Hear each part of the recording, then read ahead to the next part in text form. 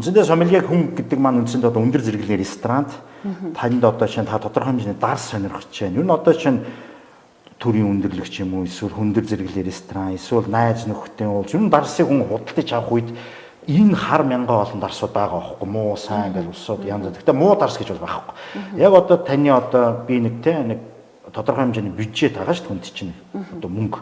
Тэр мөнгөнд чинь гоё танд яг тэр таалагдах үеч тэр амтыг танд одоо олж өгч танд тусалж буй хүнийг л сомельег нь ресторан гэх юм бол үйлчилгээ мөн одоо дарс гэдэг маань одоо бол ер нь бол айгүй тийм өндөр зэрэглэлийн ёслол хүндэтгэл ер нь бол айгүй тийм хүндэтгэлтэй ханддаг байгаа. Ер нь дэлхийн нийт даяараа бол ер нь бол одоо энэ дарсанд бол айгүй тийм хүндэтгэлтэй энэ бол өөрөө хүний асар хэцүү бүр хідэн үеэрээ хідэн сараар хідэн хоногоор одоо хүний сэтгэл зүрхнээс гарч хөдөлмөрсөн хөдөлмөрийг бас нэг үнэлж байгаа бас нэг шинж тэмдэг. Тийм учраас энийг айгүй тийм зүү зохистой айгүй нэг бас нэг ёслол одоо хүндэтгэлтэйгээр л одоо үйлчилж байгаа хүнийг л одоо сомелье гэж одоо бас ингээд яг зүгээр терминологи ингээ хэлэхэд бол иймэрхүү байгаа юм. Тэр